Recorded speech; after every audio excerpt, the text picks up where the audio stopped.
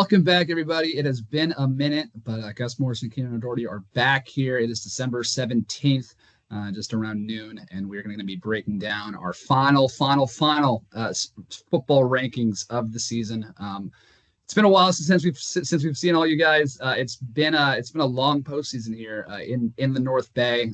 We had two teams emerge in St. Vincent and American Canyon as state champions. So first off, big congrats to the Mustangs and to the Wolves. We'll break down. We'll talk a bit about kind of how the last month has gone for those two teams. But Keenan, first off, too, really good job on all the coverage down there in SoCal. Second straight year, I have done the awesome thing and planned a family vacation for the weekend of these state championship bowls. So Keenan is now our state bowl veteran here, and he's brought home 3 winners here so far. So it might have to be the Keenan show next time, and if we have teams next year. To be fair, I think you planned this vacation a week after because I think you thought the state bowl games were going to be in the same weekend this year, and then it turns out they were a week later because we started a week later. But regardless, yeah. So great, good planning on my part. But yeah, we'll talk about AC and SV here shortly, but we're gonna be breaking down kind of our final top 7 of the year. Lots of movement, obviously. Just with some of these state championship winners. Lots of debate about a couple of these spots too. But yeah, I think we're going to start real quickly on the bubble. Our final bubble teams of the year will be Maria Carrillo, Piner, Ukiah, and Rancho Cotati. We'll start with the Cougars. Obviously, missing the playoffs for the first time in like 23 years. I think the longest postseason appearance streak I think snapped. Tough season up in the Adobe for Rancho, but again, quality win over Ukiah kind of early on. Had some good battles, in the Adobe, but definitely a growing year for the Cougars. But they're sticking on our bubble here.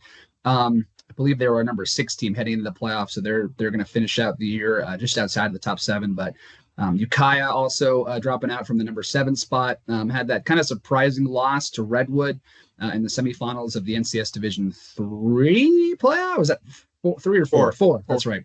In the Division 4 playoffs. Again, great year for Ukiah. I do think that they're, next year they have a lot of guys coming back. Obviously, Amari Phillips Porter is graduating, but they have a lot of guys coming back. It'll be the 3rd year under Paul Cronin down there, third year under Paul Cronin, and I think he has a lot of optimism here for the future for the Wildcats. Piner, kind of a tough first round draw. Lost to Benicia in the first round of the NCS Division 5 playoffs, I believe it was. Finishing up the year at 8-3, but still one of Piner's best seasons in a long time. A lot of guys graduating from that squad as well, but bringing back their dynamic quarterback, so Prack. So excited to see what Piner has in store next year and going forward. And then Maria Carrillo too, another great season for the Pumas. Just ran into a freaking buzzsaw in St. Vincent in the NCS Division 5 playoffs. But again, 8-4, one of the better seasons Korea's had in a long time too. So lots of good teams on our bubble, Keenan, but I think that also just goes to show how good our top 7 was too here to finish out the year. Yeah, absolutely, no doubt. Like you were saying, a lot of these teams, took huge leaps this year, considering their past seasons. Like you said, Carrillo and Piner, best seasons in decades, I think. Long time. Yeah. So yeah, I mean, that just goes to show, the talent and the football talent in Sonoma County, is kind of coming back to what it used to be, back in the older days, So it's awesome to see, and it was certainly awesome to cover, and see some of these teams, get back to success once again. So yeah, no doubt. I mean, it's rising tide, right? Raises all boats kind of thing, right? So even the teams on the outside of our top 7 all had very, very good years, and I think that's because of, again, the quality of teams that we had here locally. So all right, jumping into our final top 7 of the year, coming in at number 7, finally making an appearance here in our rankings is Sonoma Valley. Probably a long time overdue, but the Dragons finished the year at 12-1. Had a storybook Cinderella season. 10-0, finishing out the regular season. I think they were the first undefeated public school team since Annalee, I want to say, in like 2015 or 14, something like that. Made it all the way to the NCS Division 5. championship game. But again, like Carrillo, kind of ran into a buzzsaw in St. Vincent on their way to winning a state title. So, still NCS Division 5, runners up, Sonoma Valley finishing in the year at 12-1. And again, long time coming, but finally cracking our top 7, I think, for the first time this year. So. Yeah, the undisputed leader of the bubble squad finally gets its nod into the top 7. What a year for the Dragons. Second year under head coach Max Pond. He's doing wonders down there in Sonoma. Definitely an overdue reward here for the Dragons. I think that upset of the number 2 seed Salesian in the semifinals of the Division 5 bracket, really showed everybody, that Sonoma was really for real if they hadn't proved it already. And yeah, for all they've done this year, they get in our very competitive top 7 rankings here. Yeah, some pretty elite teams here in our top 7. So Dragons definitely deserving to be in that conversation for the incredible year that they had. So definitely hats off to the Dragons and Max Pond and Hudson Giarita and all the guys they have over there for the great year that they had. Coming in here at number 6 is Vintage. They were actually our number 4 team, I think, in our last rankings. But again, just a lot of movement here, obviously over the last month with some of these teams going super deep. But Vintage finished out the year first round exit in the NCS Division 2 playoffs. Fell to Liberty Brentwood again. I think that was the 1-8 matchup, I think, in Division 2. So just kind of a tough draw. Again, with this new competitive equity system too, it's like one loss or. It's funny because actually their win over San Marin, I think 2 weeks prior, they bumped them up into Division 2 or at least kept them in Division 2, whereas they could have been in Division 3 or something like that, and maybe had a chance to win a couple more games. But just tough first round draw. Again, good season for Vintage, 6-5 on the year. Again, had that really quality win over San Marin towards the end of the season. Were really tough out in the Adobe. I know they only won 2 games, against Rancho and against San Marin, but they took Windsor down to the wire. They played Marin Catholic tough. I think from all of the local teams and coaches that we talked to after they played Vintage, it was like they're super tough and underrated and a tough out. So 6-5, finishing the year here at number 6 in our rankings, but good season for Vintage. Here in the first season of the Adobe League. Yeah, for sure. Shout out to Vintage for all the points you just said. Coming into the season, when we were looking at the Adobe League, we were kind of wondering where a team like Vintage was going to finish. And I think they certainly kind of exceeded our expectations in a way. So big salute to the Crushers there, and just. Dylan Leach has done wonders for his squad over the past however many years, and I don't think that's going to change in their second year in the Adobe next year. So we'll see how they fare. One of the more consistent programs I think we have here in the North Bay. Probably again the most consistent the most consistent program I'd say over in Napa County. We'll talk about American Canyon too here shortly, but definitely a great season for Vintage and some good stuff to build on for them going forward. So. Coming in at number 5, also dropping 2 spots, Casa Grande. Here's where things will start to get a bit interesting, I'd say. But Casa Grande, again, great season, 8-3 overall. We're the undefeated winners of the REC. It was that Valley division. Valley, yep. Yeah, very, very fun, very exciting kind of first round game against Windsor. Windsor came out on top 34-14, but Casa Grande had a great year. Again, undefeated champions of the Valley division. Played a super tough non-league schedule. Almost knocked off San Marin. Had some pretty tough games, early on, and really kind of shone through. I'd say, just after kind of again tough non-league slate heading into league and stuff. So again, kind of similar thing to Vintage, tough first round draw. Playing against a very good Windsor team. You get 1 or 2 more losses, I guess, kind of early on in the season, and you might drop to a 2 or lower division and have an easier path. But Casa had a great season, 8-3 overall. And again, just like we talked about with Vintage, one of the more consistent programs I'd say that we have up here in Sonoma Valley too, or in Sonoma County. John Antonio, does a great job of producing, teams that just deliver and are just, very consistent, all around. Great defense, good offense. It'll be a bummer to see quarterback Danny Mercado graduating, but it's been a blast to watch the last couple of years, and we still have baseball season with him too. So, Casa finishing the year 8-3, number 5 in our rankings. Yeah, yeah, certainly things get dicey as we enter the top 5, like you said. But but but yeah, I think the Windsor, I think if I remember correctly, it was the 3-6 matchup, and it was probably one of the best matchups in the division, at least for the opening round. As far as opening round goes, I think, because it was like 21-14 at halftime. Yeah, man. I mean, after I mean, it was kind of the same thing as last year, right? After that opening week loss to Cardinal Newman, Casa just started clicking and clicking and clicking, and Yeah. and it got better as the season went on, and I don't expect anything less from them next year, either. So they're still going to be bringing back a lot of pieces. And the one thing Casa knows how to do is just reload, Yeah. regardless of who's graduating. So yeah, great season from the Gauchos. First art last Vine Valley Athletic League champions, now first REC Valley champions. So congratulations to the Gauchos, great season. Coming in at number 4, and here's where the conversation will get interesting. But we have American Canyon here coming in at number 4. Funny enough, they were actually unranked, not in our top 7 here in our last regular season rankings of the year. Pretty funny, but again, I mean, you think about, they started the year, I think 8-0. They lost to Casa Grande. We'll talk about that here in a second. But they had 2 losses to American Canyon, or to Casa Grande and to Redwood there to end the regular season. But then they went on a crazy Cinderella story run. We talked about Sonoma's kind of amazing year, but American Canyon's postseason will be remembered for a long time over there in Napa and at AC. The eventual CIF State Division 5 Single A champions. They beat College Park, Granada, and then they had a revenge win over Redwood to win the NCS Division. God, I blank on all this. Division 4 title, I think is what it was. And then they went on to NorCal's, beat Lassen 43-20. And then in the shootout to end all shootouts, beat Palmdale 68-47.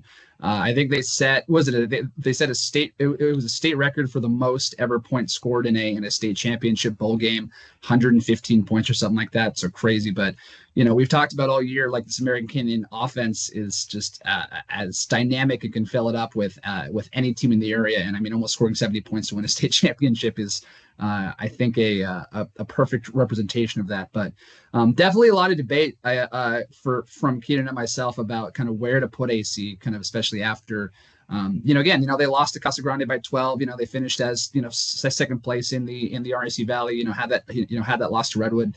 A team that Casa Grande also beat pretty handily too. But we were looking back to last year, and this is kind of a similar spot that we were in with St. Vincent and Ukiah. Ukiah beat St. Vincent in the regular season, and then St. Vincent turns around and wins a state title, and now American Canyon kind of does the exact same thing here, and actually does it in a higher division as well. But yeah, Keenan, lots of debate, and I'm sure we'll get lots of people talking here in Petaluma about kind of this, our last kind of rankings here of having AC over Casa. But I think we at the end of the day, we kind of realized it's like, hey, like, we need to reward a team that won a state championship, and just kind of like we did with St. Vincent last year. So we're bringing American Canyon all the way out from the bubble, all the way up to number 4 here for end of season rankings.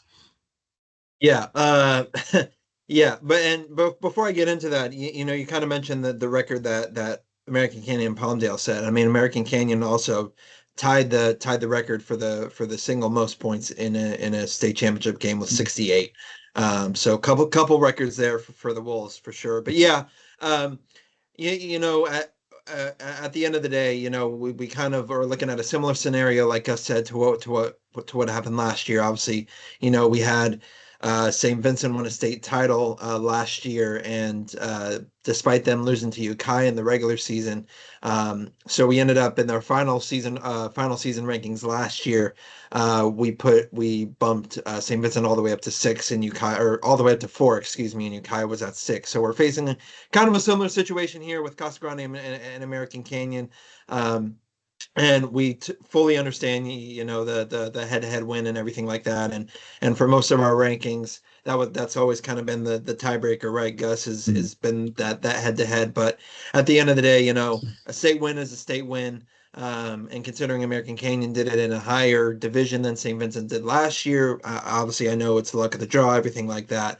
I think, playing 15 games and playing 15 games a year is obviously no small feat. So I think at the end of the day, we have to reward that state champion. And considering we had the exact same scenario last year, we felt like we had to be a little bit consistent with it. So American Canyon is going to be up in number 4. I do want to shout out our old colleague Jordan Lattimore, who kind of called it last year with Trevor Hudson in his little piece with the 24, I think it was 2024, something like that. Yeah. He knew American Canyon was something special. And second year under Trevor Hudson, and they have a state title. So they're going to bring back a lot of pieces. Obviously, we'll see how they fare next year, but we're going to give American Canyon their flowers this year, reward them and their state title, and put them at number 4 in our rankings. Yeah, and like kind of last thing on this team, but for all of the consistency that teams in Napa have had, like Napa High School, used to be a pretty prominent state powerhouse. Vintage has obviously kind of taken that, or maybe not a state powerhouse, but Napa used to have a very highly renowned program. Vintage has kind of taken over that mantle now, as kind of becoming one of the more top more consistent programs in Napa. But for all that said, American Canyon is now the first ever state champion in football out of Napa Valley. And this is for a school that opened in 2010. So this is a school that's been around for 15 years. They've had, they've been really close to winning section title. This is also the first year that they had ever won a section title. Come up really close in the Sac Joaquin section a couple years, but to win a section championship and then to go on and win the county's first ever state championship, huge hats off here to the Wolves too for a amazing historic season for them. So. Yeah, not to mention they're the first Napa County school to win a section title since Napa back in 2007 too. So it's been a long time coming for those Napa schools, and again, credit to American Canyon. So putting them at 4. Coming in here at number 3, another big riser here, and a team that we were talking about like having even higher up, but we think this is a good spot for them. St. Vincent coming here in at number 3, finishing the year at 14-1 overall. Obviously, the big story here in Sonoma County, back-to-back state champions. The one that they moved up essentially 4 divisions. The way that the state playoffs work, it's single A, double A. So they won 6 AA last year, moved all the way up to 4 AA this year, and won relatively convincingly, dare I say. They cruised through. I mean, the Highland game was close there at the end, but up until then, 57-0 over Arroyo, 53-24 over Carrillo, 51-7 over Sonoma Valley. Houston, a game that I was at, 42-14, really wasn't close at all. A game that probably their statement game, to be fair. That was a pretty wild win to watch. And then again on Saturday, taking down Highland from Palmdale 25-23. Friday, sorry, Highland Palmdale 25-23. 14-1 back-to-back state champions for St. Vincent, a program that, again, 160 kids in their school, Division 7, smallest division, you can have. And this is a team that's, I think the last couple of years has really put itself in the conversation for, in my opinion, a top 5 team in the entire North Bay, and we're counting Marin Catholic, Newman, San Marin, Windsor, all of these really consistent, open division, open, Adobe, division type teams. But St. Vincent's ascent in the last couple of years has been something pretty marvelous to watch. And I've written this before, but I don't think they're slowing down anytime soon. They have a lot of guys coming back next year. This is a program where success breeds more success. You'll start to get more kids coming in who want to be a part of this kind of success. So St. Vincent just keeps rising, just like they do in our rankings, up from 5 to end the regular season up to number 3 here to close out our final season rankings. Yeah. I think, and before I get into that, just keep in mind for those people who didn't really cover the state or who didn't really follow the state coverage or anything, the St. Vincent Highland game, it was 25-7 St. Vincent with like 2.5 minutes left, and then Highland scored 2 just crazy desperate touchdowns on the exact same play. So St. Vincent was winning that game pretty comfortably as well. So, but yeah, I think with St. Vincent, their entire season, the last couple of years, has been their schedule. That's been their biggest question, the schedule. Yeah. I think this year it's just, after that win over Houston, after winning the second state title, I just think, we need to put them, we need to really put them where they belong. And at this point, it's number 3. Number 3 on our rankings. That the game that you were at, Gus, Houston, obviously I was following, but that was probably honestly could have been their best win in the past. It was a butt kicking. 2 years. It wasn't even close. Houston too, for anyone who wasn't following that game, UCLA 4-star quarterback. They had a 3-star wide receiver. They have a tight end going to Air Force, I think it was, and they just and they beat them in Houston, which is about a 2.5 hour drive, half an hour east of Modesto. Town of 8,000 people, probably half the town was out there, like as hostile of an environment as you can get against a team that was undefeated, 13-0, 3-time defending Sac Joaquin section champions. Kind of this team on this multi-year amazing magical run, and St. Vincent just like pounded them. It wasn't even close. It was from the first play. It was a pretty astounding thing to watch. So I think there's been a lot of debate, obviously, and we've been part of it as well, of like where does St. Vincent kind of stack up amongst kind of the top teams here in the area. And I want to see them be playing some of these bigger schools like Windsor, Casa, Newman, San Marin, and I think that I'm hoping that we're going to see that sometime here in the next couple of years.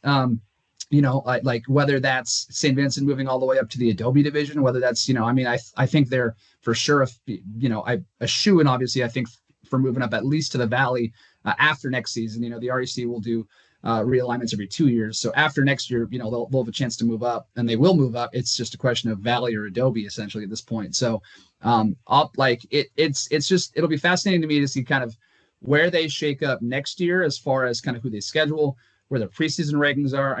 They finished the year as the number 7 team in the NCS in the CalPreps, MaxPreps computer rankings, which again, if the regular season had ended, if they had been there, they would have been an open team playing against Pittsburgh or De La Salle or something. Right. So, I think with this new system, it was like, I don't think we'll ever see a Division 7 team making it up in the open. Now, maybe, who knows? So, it's just been a pretty wild thing to watch St. Vincent, kind of rise, the last couple of years. And I think we're at the point now where I think next year, I think they absolutely, could hang, I think, with some of these bigger, big schools and big teams. And this is a team that a year ago, lost to Montgomery, lost to Ukiah in the regular season. And here we are talking about them, 18 months later as a team that, we think can hang with any of the best teams here in the North Bay. So just a huge testament to their rise. And last point on this too, and we'll move on, but I'll be fascinated to see too, if they stay, in Division 5 for NCS playoffs next year, if they don't get pulled up to open, they'll probably be a favorite to repeat as section champs and then go off to NorCals again. And then it's a question of, all right, so they won 6 AA last year. They won 4 AA this year. 2? Are we talking 3? 2? Where are we talking they're going to end up next year? 3A, 3 AA? Who knows? Yes. Yeah. You look at the teams, that were in the 3s this year. You look at the Amador Valleys, you look at the Grants, you look at the 12 Bridges, is St. Vincent up there next year? We have no idea.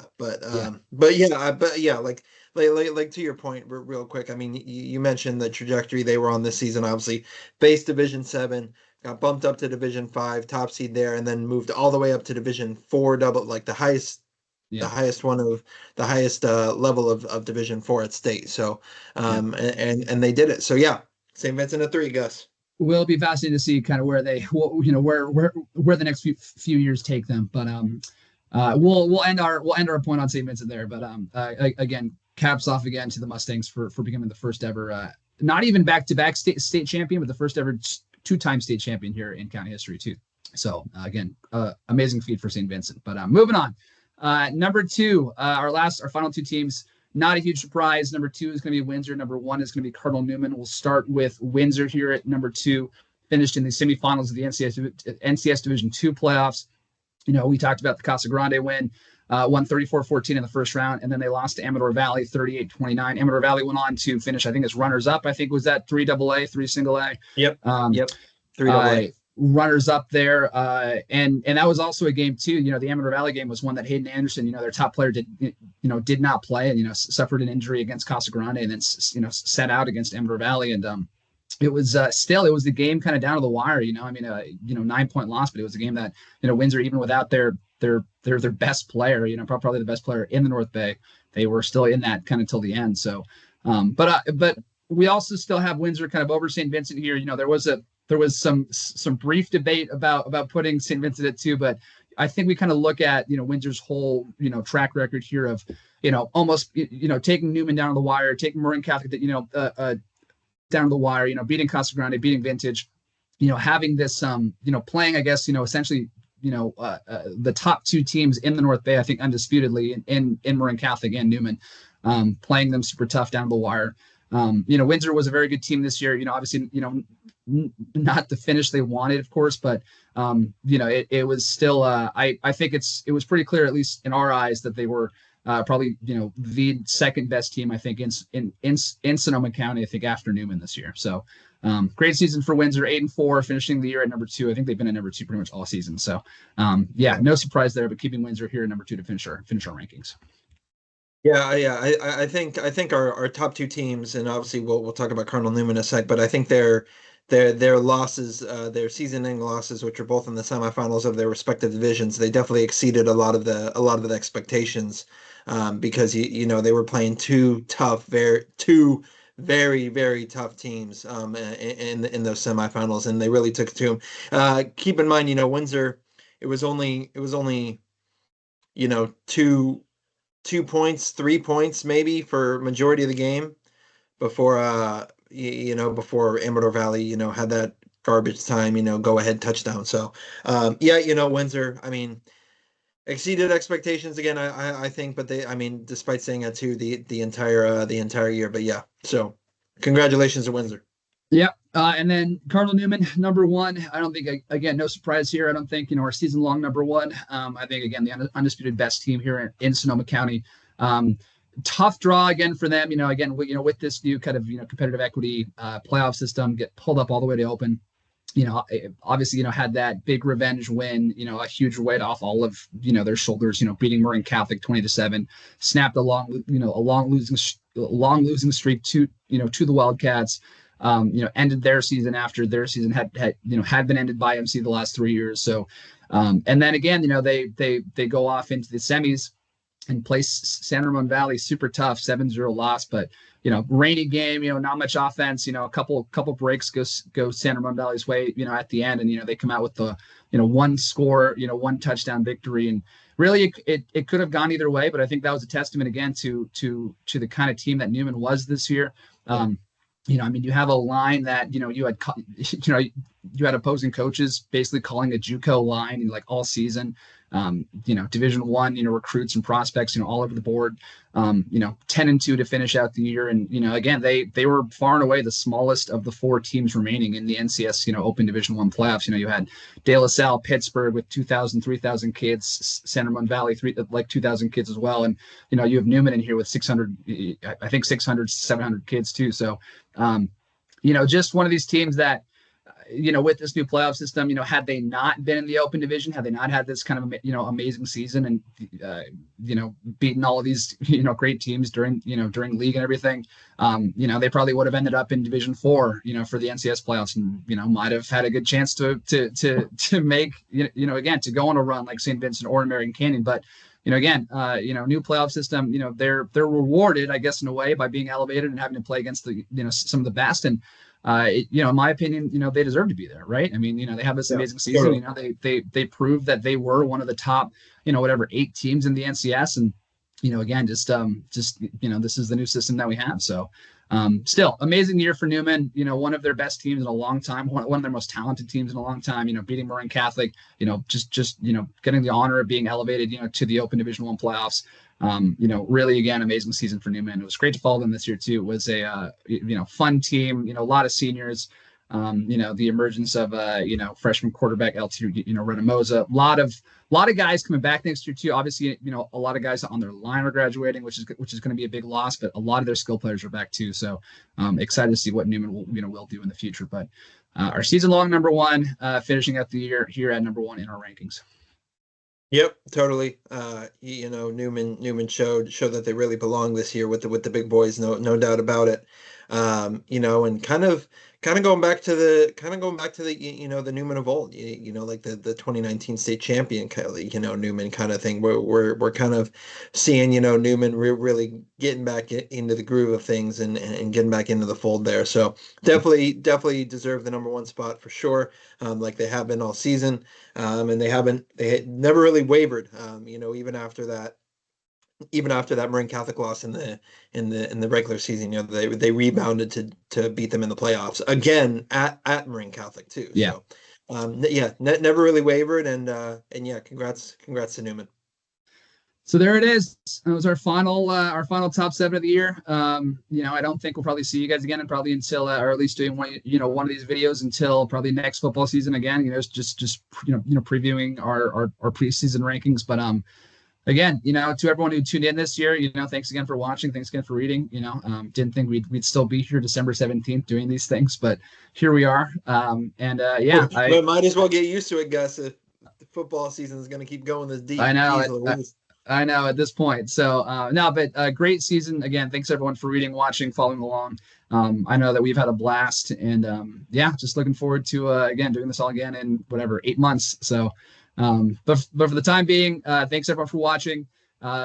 Basketball coverage coming your way, ramping up here soon. Soccer, wrestling, winter sports are up and running. So we have a lot more stuff coming for you guys. But thanks again for tuning in and supporting us this year. Yep, appreciate it, guys.